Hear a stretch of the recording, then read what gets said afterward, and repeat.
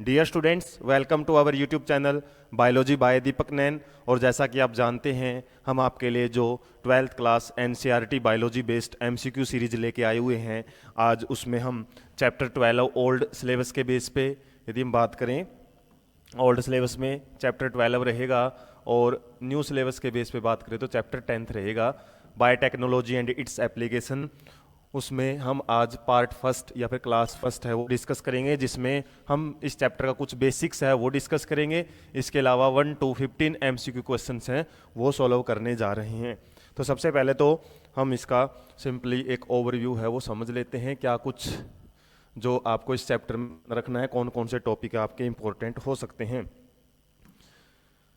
तो इसमें आपको मेनली एप्लीकेशंस में मिलता है, एक तो क्रॉप से रिलेटेड या फिर हम बोल सकते हैं एग्रीकल्चर से रिलेटेड क्या क्या इंपॉर्टेंस है हमारे बायोटेक्नोलॉजी की, जिसके अंदर हम कुछ जीएमओ जेनेटिकली मॉडिफाइड ऑर्गेनिजम्स है वो पढ़ते हैं। इसके अलावा इधर आपको पढ़ने को मिलता है जैसे मेनली बीटी कॉटन से रिलेटेड बैसिलस थोरेसिस जीन है हम यूज करते हैं, इंसेक्टिसाइडल फंक्शन रखता है जो। इसके अलावा आरएनए साइलेंसिंग है, ये कॉन्सेप्ट भी इसके अंदर पढ़ा जाता है, किस तरीके से टोबैको प्लांट है वो फंगल इन्फेक्शन से अपने आप को बचाता है। इसके अलावा मेडिसिनल इंपॉर्टेंस या मेडिसिन में क्या कुछ हम बायोटेक्नोलॉजी की एप्लीकेशन यूज करते हैं, उसमें हम जेनेटिकली इंजीनियर्ड इंसुलिन है वो यूज करते हैं। और इसमें एली लिली कंपनी है वो किस तरीके से उसने सबसे पहले जेनेटिकली इंजीनियर्ड इंसुलिन है वो प्रिपेयर किया था, और इंसुलिन की स्ट्रक्चर है वो कैसी होती है वो भी इसमें पढ़ने को मिलता है। इसके अलावा जीन थेरेपी है उसमें कैसे एप्लीकेशन है वो यूज की जाती है। इसके अलावा मोलिकुलर डायग्नोसिस, वहाँ से भी आपका क्वेश्चन है बन सकता है, किस तरीके से एलाइजा वगैरह टेस्ट है वो काम करते हैं, या फिर HIV एड्स वगैरह है उनकी डिटेक्शन कैसे पता की जाती है जब वो कम अमाउंट में प्रेजेंट होते हैं उनके पैथोजेंस। इसके अलावा यदि हम बात करें इसके अंदर और मिलता है आपको ट्रांसजेनिक एनिमल्स किस तरीके से प्रोड्यूस किए जाते हैं और क्यों प्रोड्यूस किए जाते हैं, क्या क्या एप्लीकेशन है, जैसे कुछ केमिकल टेस्टिंग है, टॉक्सिसिटी टेस्टिंग है वो यूज करते हैं। इसके अलावा कुछ हमको बायोलॉजिकल प्रोडक्ट है वो बनाने होते हैं, तो एप्लीकेशन से भी आपको कुछ डायरेक्ट क्वेश्चन है मिल सकते हैं। इसके अलावा लास्ट में एक टॉपिक रहता है बायोपायरेसी से रिलेटेड, बायोपायरेसी की जो भी हमारा बायोटेक्नोलॉजी के अंदर अलग अलग प्रोडक्ट वगैरह बनाए जाते हैं उनके पेटेंट से रिलेटेड क्या कुछ रूल्स हैं और किस तरीके से हम डिफरेंट प्रोडक्ट है उनको यूज कर सकते हैं। तो ऐसे कुछ बेसिक सा चैप्टर है ये, ज़्यादा डिटेल में नहीं है, फिर भी इसके कुछ आपको याद रखने पड़ेंगे, जैसे स्ट्रक्चर ऑफ इंसुलिन से क्वेश्चन बन सकता है, बीटी कॉर्न इस टाइप के बैसिलस थ्रेंजिसिस है वो किस तरीके से इंसेक्ट को किल करता है, इंसेक्ट के लार्वा को, और कैसे कैसे प्लांट है वो प्रोड्यूस किए जाते हैं, ये आपके माइंड में रहना चाहिए इन क्वेश्चंस को सोल्व करते टाइम। तो हमारा आज का फर्स्ट क्वेश्चन है वो देख लेते हैं। Question number first, consumption of which of the following food can prevent the kind of blindness associated with vitamin A.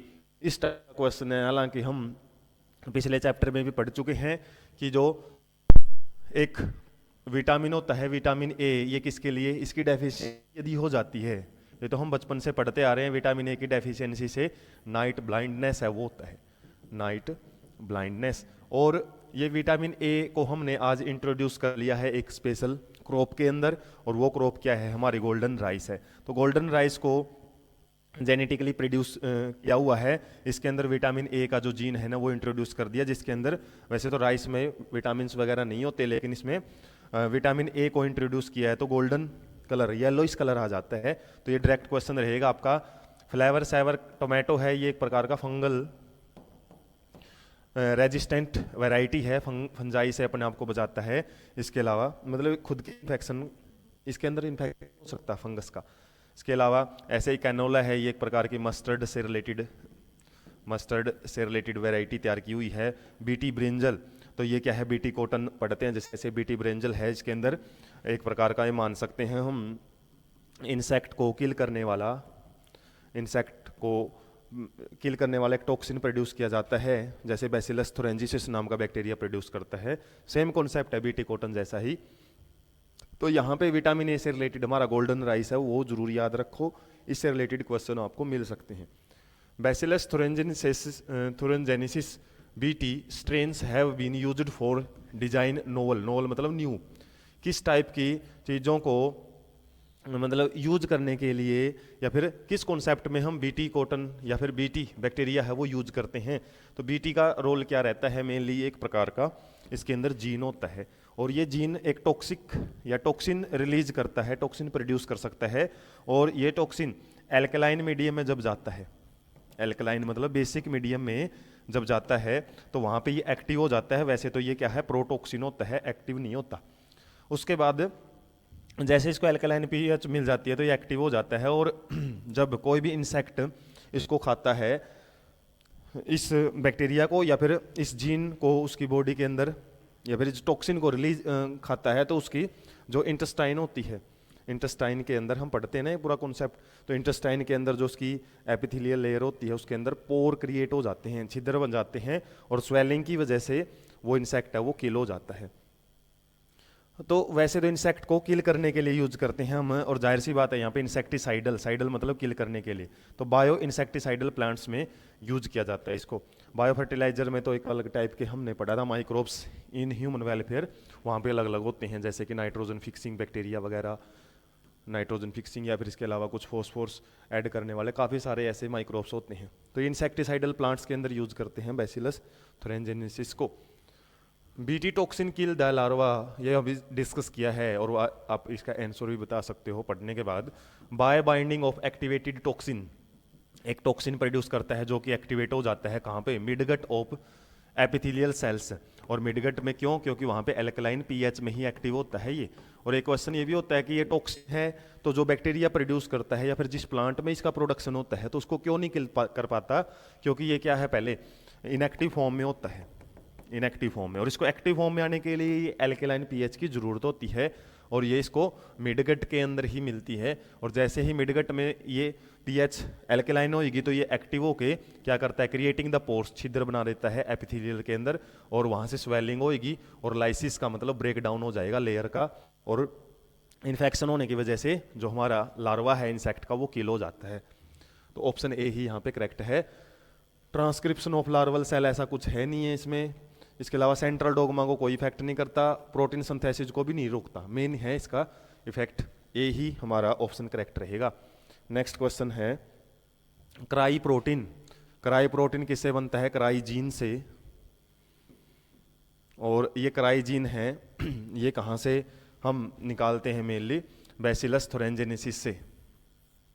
इसके अंदर काफ़ी जो जीन्स हैं वो प्रेजेंट होते हैं और पार्टिकुलर इंसेक्ट को किल करने के लिए यूज किया जाता है क्राइजीन A1 या फिर 1A2AC, कुछ ऐसे टाइप के आपके एग्जाम्पल भी दिए हुए हैं जो कि बीटी के अंदर ही पढ़ते हैं। डिफरेंट डिफरेंट टाइप के जीन्स होते हैं, तो ये किससे हम निकालते हैं, बैसिलस thuringiensis से ही ऑब्टेन किए जाते हैं। फिर इन जीन्स को हम जिस भी ऑर्गेनिज्म में इंट्रोड्यूस करेंगे प्लांट्स के अंदर, तो वहाँ पे जो भी प्रोटीन बनाएंगे उनको क्राई प्रोटीन है वो बोला जाता है।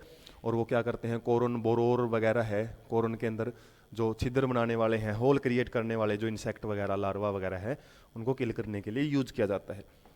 तो डायरेक्ट क्वेश्चन ज़्यादा बनते हैं, आपको पता है एमसीक्यू के अंदर, और वो किस कॉन्सेप्ट से हैं वो आपको ध्यान में रहना चाहिए। जैसे cry genes have been introduced in, cry genes को हमने किस किस के अंदर इंट्रोड्यूस करवाया हुआ है, लेते तो हम बीटी से हैं, बैसिलस thuringiensis से, तो बीटी कॉटन भी है, बीटी कॉर्न भी है, राइस के अंदर भी, पोटैटो एंड सोयाबीन के अंदर भी। और वो बात अलग है कि हम ज़्यादातर इनको पढ़ते हैं तो कई बारी इससे कंफ्यूज हो जाते हैं कि इनके अंदर भी होता है, नहीं, अपनी बुक के अंदर एग्जाम्पल्स के अंदर ये सारे ही नाम आपको मिल जाएंगे। तो जाहिर सी बात है ऑल ऑफ द अबो में जो क्राइजीन्स हैं आज हम इंट्रोड्यूस कर चुके हैं, जिससे कि काफ़ी सारे जो लार्वा वगैरह हैं वो अभी हमारी फसलों को नुकसान नहीं पहुँचा सकते, क्योंकि उनके अंदर हमने पहले से उनको रेजिस्टेंट बना दिया है क्राइजीन इंट्रोड्यूस करवा के। तो BT toxin is harmful to the insect like, तो बीटी कॉटन से ज़्यादा क्वेश्चन देख सकते हो आप बने हुए हैं और काफ़ी कॉन्सेप्चुअल टॉपिक है ये। तो किस किस टाइप के इंसेक्ट को किल करता है, यहाँ पे लेपिडोप्टेरन, सिलियोटेरन और डायप्टेरन, ये भी एग्जाम्पल में दिए हुए हैं किन किन टाइप के इंसेक्ट को किल कर सकता है। तो ऑल ऑफ द वो ही आंसर आएगा, बीटल्स को, टोबैको बर्ड वॉर्म्स वगैरह, आर्मी वॉर्म्स और फ्लाइज एंड मॉस्किटोज को भी किल कर सकते हैं। इनकी क्लास वगैरह है ना, जो इनके ऑर्डर वगैरह वो याद रख लेना कौन से किस में आते हैं। तो ये सारे इंसेक्ट की ही कैटेगरीज हैं, डिफरेंट डिफरेंट टाइप के जो इंसेक्ट है ना उनको ग्रुपाइज किया हुआ है और सबको किल कर सकता है ये। उसके बाद आ गया आपका RNAi से क्वेश्चन, RNAi इंटरफेरेंस इसको बोला जाता है। Technique has been advise to protect the plants from the nematodes. Nematodes क्या होते हैं? ये राउंड वॉर्म्स होते हैं। राउंड वॉर्म्स को टोबैको प्लांट्स अपने आप को बचाने, राउंड वॉर्म से क्या करता है, एक प्रकार का ये टेक्निक यूज करता है। इसके अंदर क्या है, जैसे कि जो हमारा निमेटोड है, निमेटोड्स एक प्रकार का क्या इंट्रोड्यूस करते हैं, mRNA है वो इंट्रोड्यूस करते हैं, और इस mRNA से फिर प्रोटीन बनाते हैं। और ये प्रोटीन क्या करता है, फिर ज़्यादा से ज़्यादा जो सेल न्यूट्रिशन वगैरह है वो बनवाता है, और हमारे जो निमेटोड्स हैं इनके रहने के लिए है ज़्यादा से ज़्यादा बनवाता है प्लांट के अंदर, ताकि मतलब प्लांट है ना इसको ख़त्म ना कर सके। तो कुछ इस टाइप के लिए वो mRNA है उसको छोड़ता है प्लांट के अंदर, और इसी mRNA को या इसी RNA को फिर साइलेंस करने के लिए एक टेक्निक है वो हम इंट्रोड्यूस की हुई है टोबैको प्लांट्स के अंदर। टोबैको प्लांट क्या करता है, फिर एक RNA बनाता है, इसका कॉम्प्लीमेंट्री RNA, और इसका कॉम्प्लीमेंट्री RNA जैसे बनाएगा तो mRNA के साथ मिलके इस तरीके से डबल स्ट्रैंडेड, हम बोल सकते हैं डबल स्ट्रैंडेड RNA है वो प्रोड्यूस कर दिया जाता है। अब जब डबल स्ट्रैंडेड RNA बन गया ना तो उसके अंदर ट्रांसलेशन नहीं हो सकती, क्योंकि ट्रांसलेशन के लिए हमको सिंगल स्ट्रैंडेड mRNA चाहिएगा, तभी प्रोटीन बनेगा। तो डबल स्ट्रैंडेड, जैसे ही डबल स्ट्रैंडेड RNA बन जाता है तो वो आगे ट्रांसलेशन कर नहीं सकता। इसी को बोलते हैं हम जीन साइलेंसिंग, जीन साइलेंसिंग।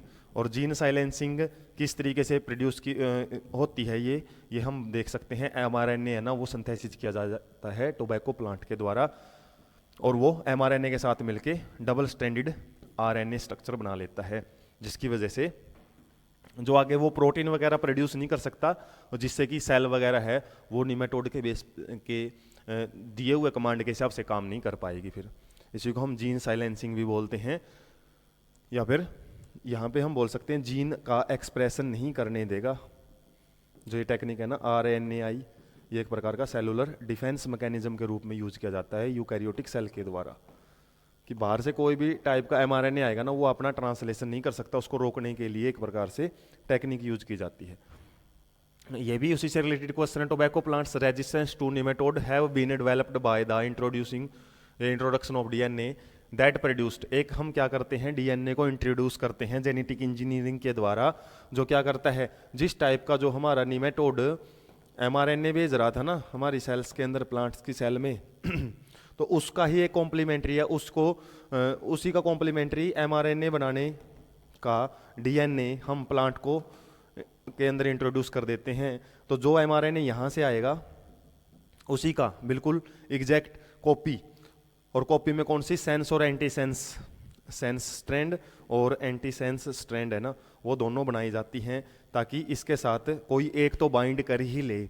और सेंस और एंटी सेंस स्ट्रैंड हम हालांकि DNA के अंदर पढ़ते हैं, DNA में सेंस स्ट्रैंड क्या होती है, जो कि टेम्पलेट का काम करती है और जो हमारा रियल mRNA बनाती है। और एंटी सेंस क्या करती है, इसको देख के हम कोडिंग स्ट्रैंड या फिर बोल सकते हैं mRNA की स्ट्रैंड के ऊपर सीक्वेंस को पता कर सकते हैं किस टाइप का सीक्वेंस बनेगा। ये मॉलिक्यूलर बेसिस ऑफ इनहेरिटेंस में अच्छे से पढ़ चुके हैं। कोडिंग स्ट्रैंड होती है, एक तो कोडिंग स्ट्रैंड और एक नॉन कोडिंग स्ट्रैंड होती है। कोडिंग स्ट्रैंड और एक होती है, मान लो नॉन कोडिंग स्ट्रैंड को हम बोल सकते हैं टेम्पलेट स्ट्रैंड भी होती है, टेम्पलेट स्ट्रैंड। नॉन कोडिंग का ही नाम होता है, हालांकि रियल में बनाती कौन है, टेम्पलेट स्ट्रैंड, लेकिन कोडिंग स्ट्रैंड दूसरी को बोलते हैं क्योंकि उसको देख के ही हम mRNA की सीक्वेंसिंग है वो नाइट्रोजिनस बेस की सीक्वेंस है वो पता कर सकते हैं।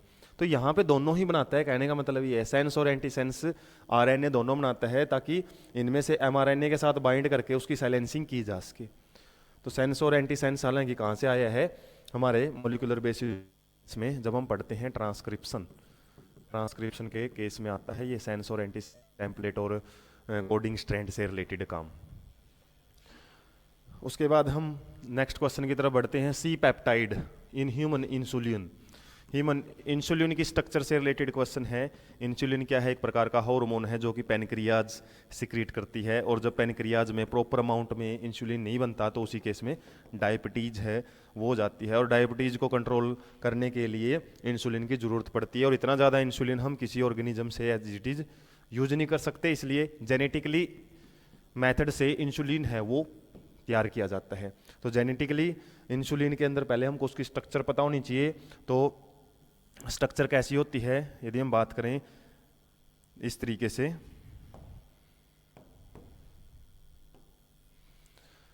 इस तरीके से स्ट्रक्चर रहती है जिसके अंदर एक तो ए पेप्टाइड बॉन्ड एक पेप्टाइड चेन होती है, उसके बाद एक होती है बी और एक होती है सी।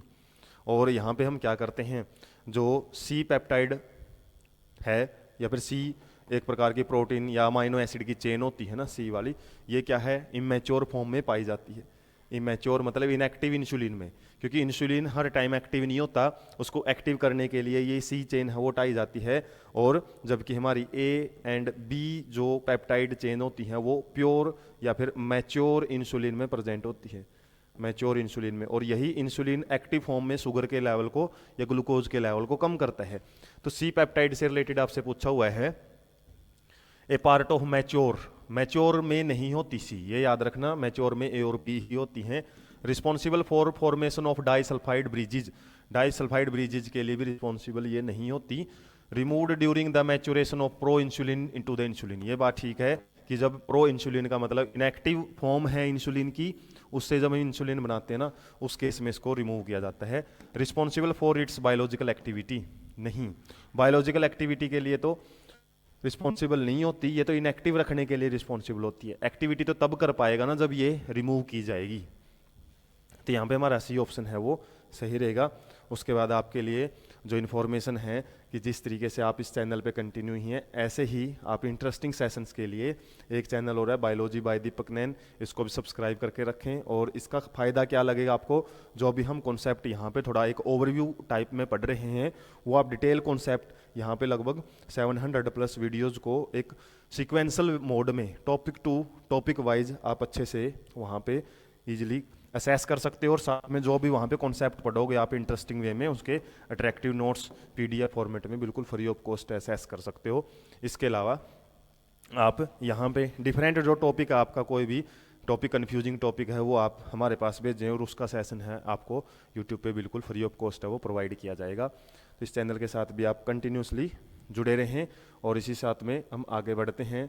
नेक्स्ट क्वेश्चन, GEAC एब्रीवेशन है, इसकी फुल फॉर्म आपसे पूछी हुई है। और इसमें क्या है, ये डायरेक्ट क्वेश्चन अपनी बुक के अंदर ही दिया हुआ है, जेनेटिक इंजीनियरिंग अप्रूवल कमेटी।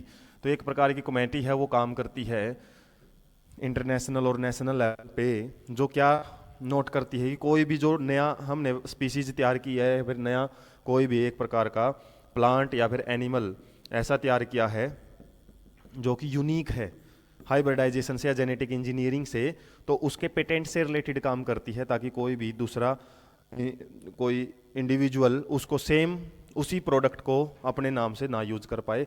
तो अप्रूवल करती है कि किस टाइप के हम ऑर्गेनिजम्स वो प्रोड्यूस कर सकते हैं, ताकि ज़्यादा से ज़्यादा ऑर्गेनिजम्स को, हमारी बायोडाइवर्सिटी को, हमारा जो लिविंग सिस्टम है उसको नुकसान ना हो। और कुछ टर्म्स रूल एंड रेगुलेशन है उनका ध्यान रखती है। और कोई भी चीज़ यदि हमने अच्छा रिसर्च किया है तो उसको अप्रूवल करने का काम भी ये संस्था है वो करती है। नेक्स्ट, अल्फा एंटीट्रिप्सिन एक प्रकार का क्या है, जीन प्रोडक्ट है, जिसमें कहाँ मिलता है ये टॉपिक आपको, ट्रांसजेनिक एनिमल्स किस तरीके से प्रोड्यूस किए जाते हैं और किस किस मकसद के लिए प्रोड्यूस किए जाते हैं, वहाँ पे बायोलॉजिकल प्रोडक्ट के नाम से एक आपको एडिंग मिलेगी। और वहाँ पे मिलता है एंटीट्रिप्सिन के लिए एक है मिल्क में, इसकी अमाउंट आई हुई है, एक प्रकार का प्रोटीन है ये।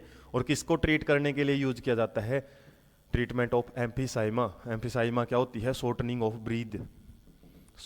ब्रीदिंग, जो हमारे सांस है वो उसकी जो ड्यूरेशन है ये बोल सकते हैं वो छोटी हो जाती है, लंबी सांस नहीं ली जाती, छोटी छोटी सांस ली जाती है, जिसकी वजह से ब्रीदिंग रेट है वो ज़्यादा रहता है। तो एक प्रकार की हम बोल सकते हैं रेस्पिरेटरी सिस्टम से रिलेटेड डिजीज है ये, रेस्पिरेटरी सिस्टम से। और उसी को क्योर करने के लिए ये जो अल्फा एंटीट्रिप्सिन है इसको हमने क्या है इंट्रोड्यूस किया है एनिमल्स के अंदर, ताकि वो जो प्रोटीन है वो प्रोड्यूस कर सकें। और प्रोटीन किसके लिए, एक प्रकार का मेडिसिनल मेडिसिनल पर्पज के लिए यूज किया जा सके। Next, which is a molecule used to locate specific sequence in a mixture of DNA और RNA molecules could be। Probe क्या होता है? एक प्रकार का पार्टिकुलर, हमको ऑलरेडी पता होती है और इसको हम एग्रोज जेल पे या नाइट्रोसेलुलोज मेम्ब्रेन पे इस तरीके से पहले से लगा देते हैं। और यदि हमने कि भाई कौन सी डिजीज है ना, उसी का यूज करते हैं। एक पार्टिकुलर सीक्वेंस होता है इसका और इसमें हम आरएनए या फिर डीएनए दोनों ही यूज कर सकते हैं और इस तरीके से पहले से ही सेटअप करके रखते हैं। फिर उसके बाद जिसका हमने सैंपल चेक करना है ना, उस सैंपल को इसके ऊपर रन करवाया जाता है और जहाँ जहाँ पे भी हाइब्रिडाइजेशन यदि कहीं हो जाती है तो उससे श्योरिटी हो जाती है कि भाई उस पर्सन को वो पार्टिकुलर डिजीज है। और यदि यहाँ पे कोई भी मतलब हाइब्रिडाइजेशन नहीं होती, मिक्स, हम बोल सकते हैं कि हमारा जो सैंपल है वो ऐसा कैसे रन कर जाता है, यहाँ पे हाइब्रिडाइजेशन नहीं होगी, तो उस केस में हम मान सकते हैं कि उस पर्सन को वो पार्टिकुलर डिजीज नहीं है।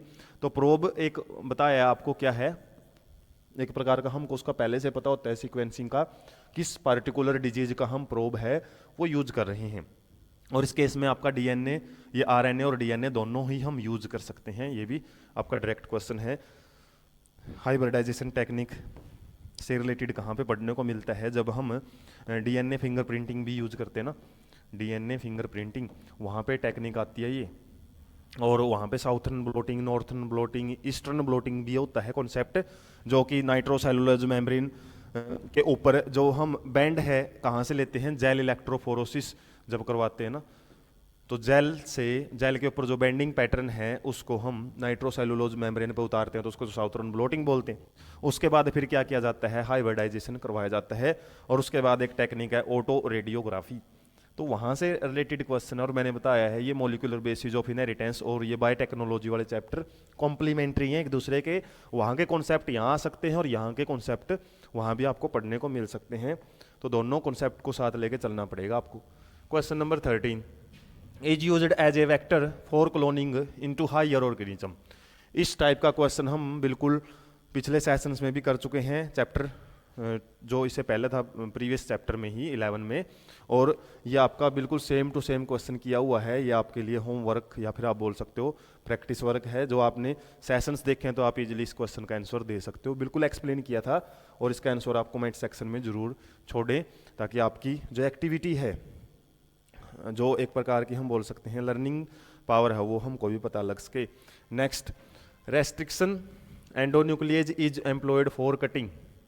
रेस्ट्रिक्शन एंडोन्यूक्लिएज एंजाइम है वो किसके लिए कट करने के लिए यूज किया जाता है? तो हम यूज तो सिंपली किसके लिए करते हैं उसको, न्यूक्लिक एसिड जो डीएनए एंड आरएनए को कट करने के लिए करते हैं।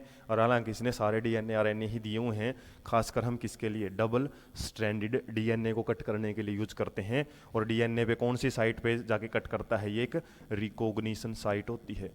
रिकॉग्निशन साइट उसको ढूंढता है, जो कि 6 बेस पेयर की एक पैलिंड्रोमिक सीक्वेंस होती है लगभग, और वहाँ पे जाके कट करके कैसे एंड प्रोड्यूस करता है, स्टिकी एंड। पढ़ चुके हैं हम ऑलरेडी आरडीटी के अंदर। और ये sticky and he ligase enzyme को मदद करते हैं ताकि दो डिफरेंट फ्रेगमेंट्स जो होते हैं उनको जोड़ा जा सके। लास्ट क्वेश्चन रहेगा आज के सेशन का, question number 15। The production of human proteins in bacteria by genetic engineering is possible. तो ज़्यादातर हम क्या करते हैं, ह्यूमन प्रोटीन्स प्रोड्यूस करते हैं बैक्टीरिया के अंदर जीन जेनेटिक इंजीनियरिंग से। किस वजह से वो पॉसिबल है? और यहाँ पे प्रोटीन्स की बात कर रखी है, तो प्रोटीन का प्रोडक्शन किससे होता है? आरएनए से। और आरएनए से प्रोटीन बनने की प्रोसेस होती है ट्रांसलेशन।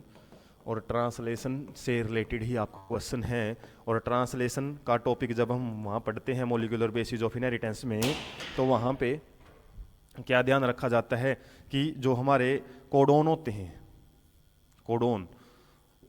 कोडोन ट्रिपलेट की फॉर्म में रहते हैं और वो क्या करते हैं, एक पार्टिकुलर अमाइनो एसिड के लिए कोड करते हैं, पार्टिकुलर अमाइनो एसिड। और ये अमाइनो एसिड जहाँ भी हमको प्रोड्यूस करना है ना, तो ये कोडोन, पार्टिकुलर कोडोन एक फिक्स अमाइनो एसिड के लिए कोड करते हैं इसी को। और ये किसी के अंदर भी हो, चाहे किसी बैक्टीरिया में हो, चाहे वो प्लांट्स में हो, चाहे वो एनिमल्स में हो, हर जगह उनका फंक्शन सेम ही रहता है। कहने का मतलब उनकी नेचर होती है यूनिवर्सल। तो जेनेटिक कोड क्या है आपके, यूनिवर्सल होते हैं। इसी कॉन्सेप्ट के बेस पे हम क्या कर सकते हैं, किसी भी टाइप का जो प्रोटीन है बैक्टीरिया में भी वो उसी टाइप का प्रोटीन बनेगा, तो उसके अंदर भी कोडोन वही रहेंगे और हमारे अंदर भी सेम कोडोन है, तो यूनिवर्सल नेचर की वजह से। और जेनेटिक कोड के बारे में जब हमने कुछ क्वेश्चन सॉल्व किए थे वहाँ भी आपको ये करेक्टरिस्टिक्स ऑफ जेनेटिक कोड वहाँ भी हमने पढ़ी थी। तो ऑप्शन यही रहेगा, bacterial cell can undertake RNA splicing, ऐसा कुछ नहीं है आरएनए स्प्लाइसिंग। या फिर हम बात करते हैं, ये तो एक पोस्ट ट्रांसक्रिप्शनल मॉडिफिकेशन था, पोस्ट ट्रांसक्रिप्शनल मॉडिफिकेशन, और जो कि किस में देखने को मिलता है, वो केवल यूकैरियोट्स में देखने को मिलता है, प्रोकैरियोट्स में तो ये टेक्निक होती ही नहीं है। Mechanism of gene regulation is identical in bacteria and human, नहीं, जीन रेगुलेशन का mechanism individual to individual different होता है, तो हमारा आंसर ए रहेगा। तो इस तरीके से हमने आज फर्स्ट पार्ट में सॉल्व कर लिए हैं। फर्दर पार्ट्स जो आएगा सेकंड पार्ट, उसके अंदर हम 16 to 30 और ऐसे ही थर्ड पार्ट भी इसका ऐसे इंटरेस्टिंग वे में और ज़्यादा से ज़्यादा कॉन्सेप्ट के साथ आपको डिस्कस करवाया जाएगा। तो ऐसे ही सेशंस के लिए आप चैनल के साथ जुड़े रहें, वीडियो को ज़्यादा के पास शेयर करें। So much.